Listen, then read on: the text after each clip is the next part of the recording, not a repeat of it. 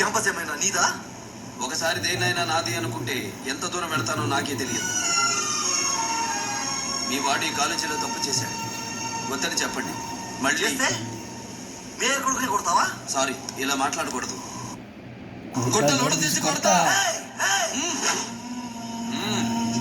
నేను మాట్లాడేటప్పుడు నీ చెవులు మాత్రమే పని చేయాలి. కాదని ఇంకేది పని చేసినా నీకు నెక్స్ట్ బర్త్డే ఉండదు. నీ పోస్ట్లో ట్రాఫిక్కి 100 రూల్స్ ఉండొచ్చు, కానీ ఈ కాంపౌండ్లో ఒకటే రూల్. నేను మాట్లాడాలి, నువ్వు వినాలి. 1 వే ట్రాఫిక్. విను. నీ కొడుకుని కొడితే నీకెక్కడో కాలుతేమో, నా స్టూడెంట్స్ స్పాయిల్ చేస్తే నాకు ఇక్కడ కాలుతుంది.